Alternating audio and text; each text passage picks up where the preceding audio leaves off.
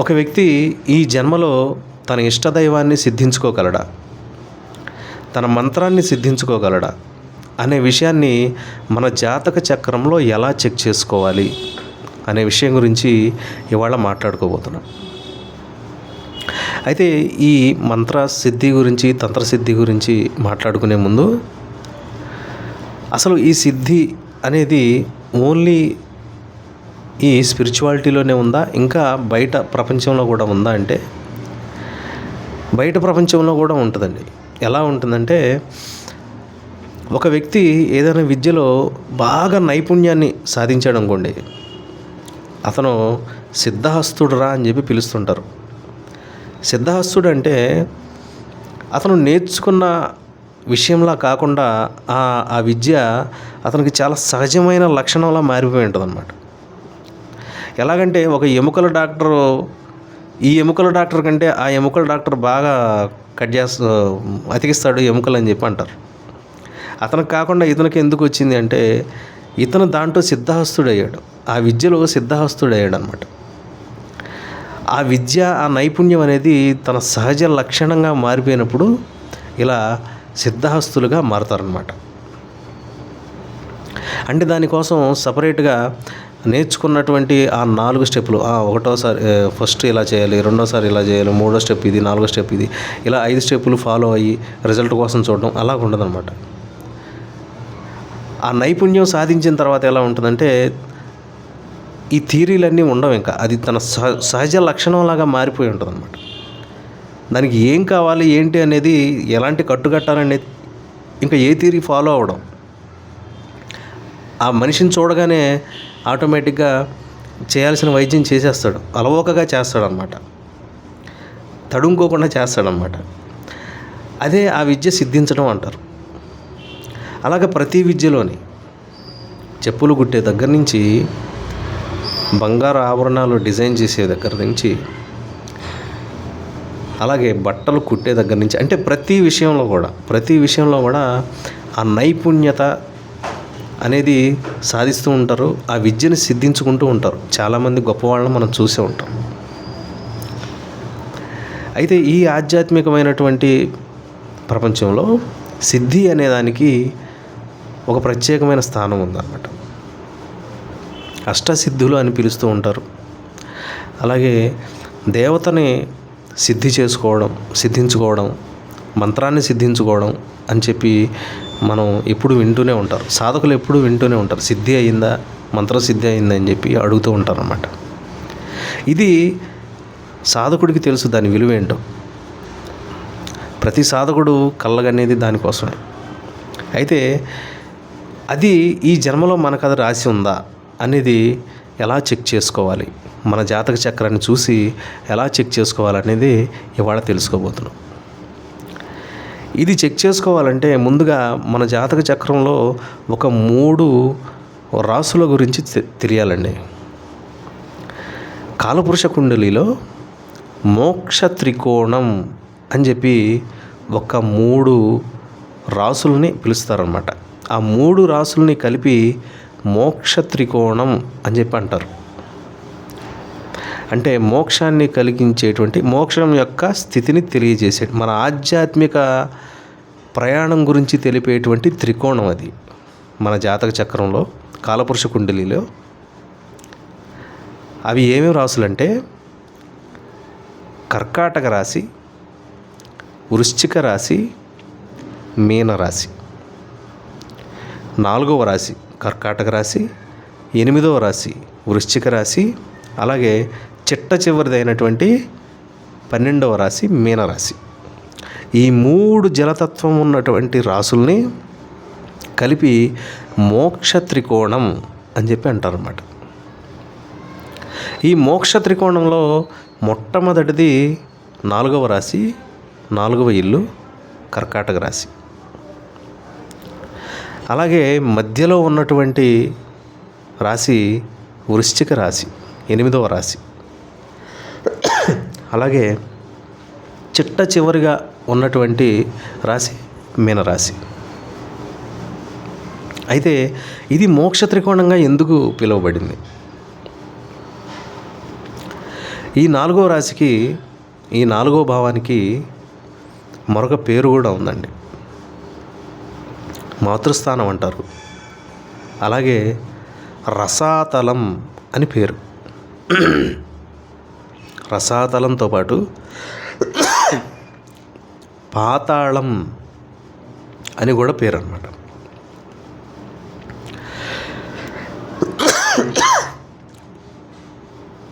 రసాతలం ఏంటి? ఇదేంటో పాతాళ లోకంలో ఉన్నటువంటి విషయాలు ఇక్కడ జాతక చక్రంలో ఎందుకు ఉన్నాయంటే, ఈ రసాతలం అనేది మన దేహంలో కూడా, మన యొక్క ఈ పంచకోశాల్లో కూడా ఉంటుందన్నమాట. ఏంటంటే రస అనుభూతి. రస అంటే మనలో ఉన్నటువంటి అనుభూతి, ఫీలింగ్స్ అంటారన్నమాట. రసాతలం అంటే ఫీలింగ్స్ అనేవి పుట్టేటువంటి ప్రదేశం. ఎక్కడండి? మన మనస్సు. దాన్నే రసాతలం అని పిలవచ్చు. అంటే ఈ 4వ భావం రసాతలము అంటే మనలో కలిగేటువంటి భావనల యొక్క పుట్టే ప్రదేశం. అలాగే పాతాళము అంటే చిట్ట చివరిది, అట్టడుగుది. మన యొక్క మనసు అడుగున చివరన ఏదైతే ఉందో అది కూడా ఈ 4వ భావంగానే చెప్పవచ్చు. పాతాళం, దానిపైన రసాతలం. పాతాళం పైన మన అనుభూతులన్నీ అక్కడ పుడుతున్నాయన్నమాట. ఇది మాతృస్థానం అని కూడా అంటారు. అంటే మనలో ఉన్నటువంటి అనుభూతులన్నిటికీ జన్మ ఇచ్చేది కూడా మాతృస్థానం. ఇకపోతే మనలో ఉన్నటువంటి ఈ అనుభూతులు, మనకు కలిగేటువంటి రకరకాలైనటువంటి అనుభవాలే మన ఆధ్యాత్మిక మార్గానికి మొదటి అడుగులు అన్నమాట. అవి లేకుండా మనం ఏమీ సాధించలేము. అనుభూతి అనేది జరగకుండా ఆధ్యాత్మికంగా ముందుకు వెళ్ళలేము అన్నమాట.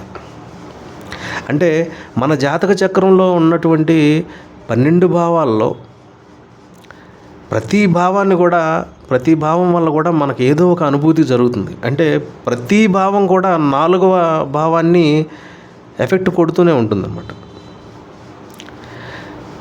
మీ 5వ భావం అయినా, 6వ భావం అయినా, 7వ భావం అయినా, 8వ భావం అయినా, 9వ భావం అయినా, ఈ ప్రతి భావం కూడా మీ జీవితానికి ఒక అనుభవాన్ని కలిగించి మీకు ఒక అనుభూతిని మిగులుస్తాయి. అంటే ప్రతి భావం కూడా 4వ భావాన్ని ఎఫెక్ట్ చేస్తూనే ఉంటుంది. మాతృస్థానం అది. అయితే ఈ అనుభవాలు ఇవన్నీ మనం నేర్చుకున్నవి, మన జీవితంలో సేకరించిన అనుభవాలన్నీ ఈ 4వ భావంలో ఉంటే, మరి 8వ భావం ఏంటి? 8వ భావాన్ని రణభావం అని చెప్పి అంటారు అన్నమాట. ఏమిటి రణభావం? 8వ భావాన్ని రణభావం అని చెప్పి అంటారు. ఇక్కడ రసాతలం అయితే అక్కడ రణభూమి. ఇక్కడ పుట్టినటువంటి గర్భం అయితే అది మనం యుద్ధం చేయాల్సినటువంటి రణభూమి వృశ్చిక రాశి. అక్కడ అసలు కథ మొదలవుతుందన్నమాట. మనం చిన్నప్పటి నుంచి నేర్చుకున్నటువంటి, పేర్చుకున్నటువంటి ఈ అనుభూతులన్నీ ఒక యుద్ధ మైదానంలోకి వెళ్తాయి. అది 8వ భావంలోకి వెళ్తాయి. 8వ భావంలోకి వెళ్ళినప్పుడు అక్కడ ఘర్షణ అనేది మొదలవుతుంది. మనం చిన్నప్పటి నుంచి నేర్చుకున్నటువంటి ఎన్నో విషయాలు తప్పని తెలుసుకుంటాం, రైట్ అని తెలుసుకుంటాం, ఏది కరెక్టో తెలుసుకుంటాం, ఏది రైటో తెలుసుకుంటాం, ఏది ఉత్తమమైనదో, ఆధ్యాత్మికమైన విలువ దేనికి ఉందో, ఆధ్యాత్మికమైన విలువ దేనికి లేదో అవన్నీ కూడా ఈ రణభూమిలో తెలుస్తాయి మనకి. అందుకే ఇది వృశ్చిక రాశి రణభూమి, ఆధ్యాత్మిక రణభూమి. అలాగే సాధారణంగా కూడా అది రణభూమి. జరిగే యుద్ధాలను తెలిపేది కూడా వృశ్చిక రాశి. కోర్టులో జరిగేటువంటి గొడవలను తెలిపేది కూడా వృశ్చిక రాశి. రణభూమి అది ఒక మృత్యుస్థానం కూడా అని చెప్పి అంటారు అన్నమాట. అంటే మనం ఇప్పుడు దాకా నేర్చుకున్నటువంటి ఐడియాల్స్ అన్నీ కూడా అక్కడ టెస్టింగ్కి గురవుతాయి. ఏదైతే ఆధ్యాత్మికంగా స్ట్రాంగ్గా ఉందో అది ఒక్కటే నిలబడగలుగుద్ది, మిగిలినవన్నీ కోల్పోతాం. మృత్యు ప్రాప్తిస్తుంది వాటన్నిటికీ. అప్పుడు ఆధ్యాత్మికంగా కొత్త జన్మ అనేది మొదలవుతుంది.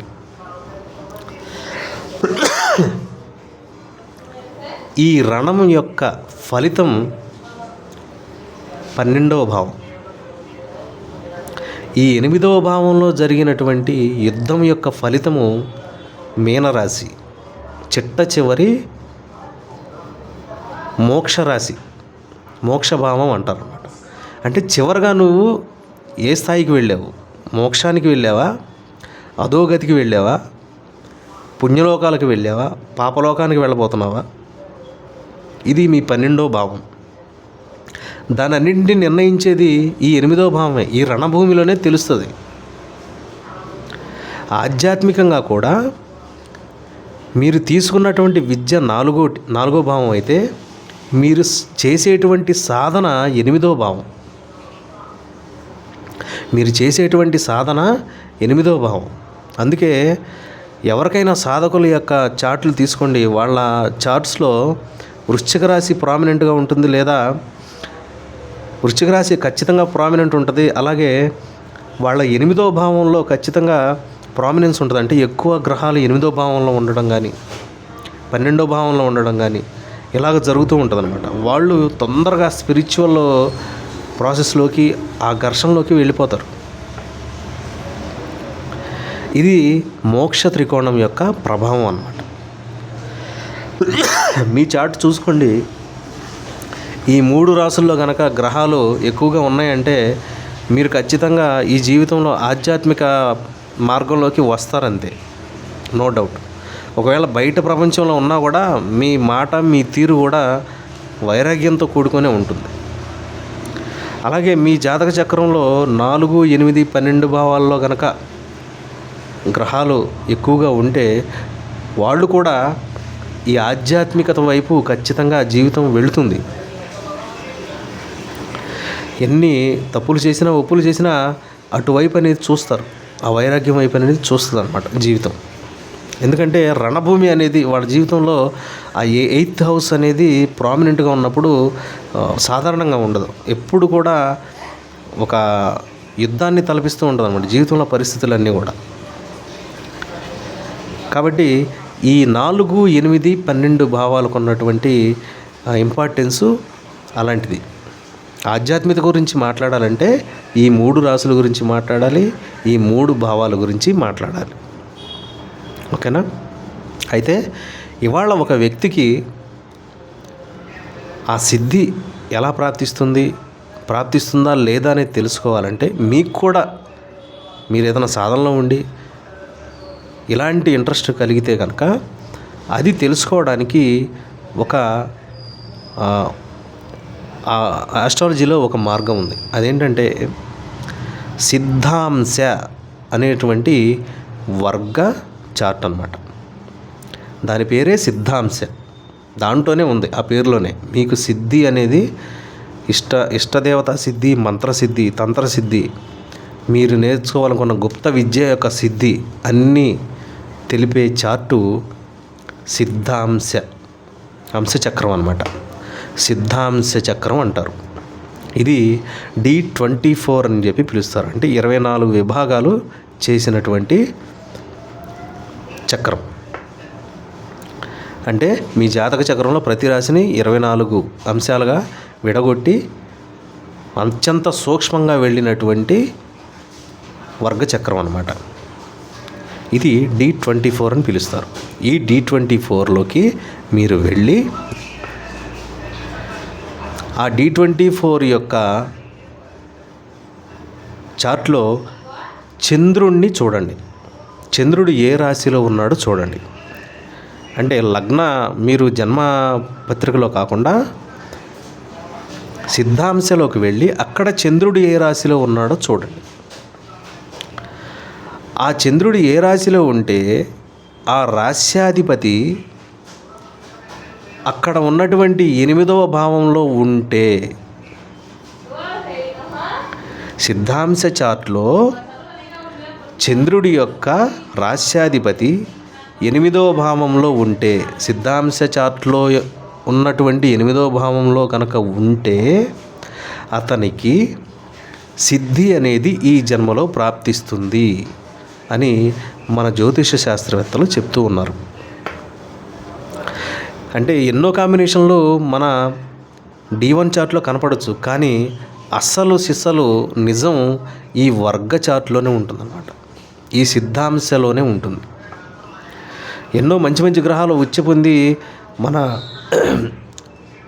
జన్మకుండలిలో కనపడవచ్చు, కానీ ఇక్కడ సరిగ్గా లేవంటే అతనికి ఆ సిద్ధి అనేది ప్రాప్తించదు. మీరు కూడా చెక్ చేసుకోండి. మీ జాతక చక్రం ఓపెన్ చేసి సిద్ధాంశలోకి వెళ్ళి సిద్ధాంశ చక్రంలో చంద్రుడి యొక్క రాశిని చూడండి. ఆ రాశ్యాధిపతి ఆ సిద్ధాంశ చక్రం యొక్క 8వ భావంలో ఉంటే, 8వ భావానికి ఆ రాశ్యాధిపతికి ఏమైనా కనెక్షన్ ఏర్పడితే మీకు ఈ జన్మలో సిద్ధి ప్రాప్తిస్తుంది. మీరు మంత్ర తీసుకుంటే మంత్రసిద్ధి, దేవతను కోరుకుంటే దేవతా సిద్ధి, మీరు గుప్త విద్యను కోరుకుంటే గుప్త విద్య సిద్ధి, ఏదైనా సరే మీకు అవకాశం ఉంది. అంటే నాకు ఇక్కడ ఉంది కాబట్టి నాకు వచ్చేస్తుందా అని చెప్పి అడగకూడదు. అక్కడుంటే మీకు అవకాశం ఉంది, మీరు ప్రయత్నం చేస్తే సాధించుకునే అవకాశం ఉంది. కాబట్టి నేను చెప్పేటువంటి విషయం మీకు అర్థమైందని అనుకుంటాను. దీనికోసం మళ్ళీ ఇలిస్ట్రేషన్ వీడియో ఎందుకులే అని చెప్పి అనుకుంటున్నాను. ఎందుకంటే ఆల్రెడీ 15 నిమిషాలు అయిపోయింది. నేను చెప్పాలనుకున్న విషయం మీకు క్లియర్గా అర్థమైతే కామెంట్ రూపంలో తెలియజేయండి. అలాగే మీ సిద్ధాంశ చార్ట్లో మీ యొక్క చంద్రుడి యొక్క రాశ్యాధిపతి ఎవరో కూడా కామెంట్ రూపంలో తెలియజేయండి. మీ యొక్క సాధన అనుభవాలు కూడా తెలియజేయండి. ఇది ఇవాళ వీడియో. నెక్స్ట్ రాబోయే వీడియోలో మరిన్ని ఆసక్తికరమైన విషయాలు తెలుసుకుందాం. నా వీడియో నచ్చినట్లయితే సబ్స్క్రైబ్ చేయండి, కామెంట్ చేయండి. జై శ్యామ, జై మా కాళీ.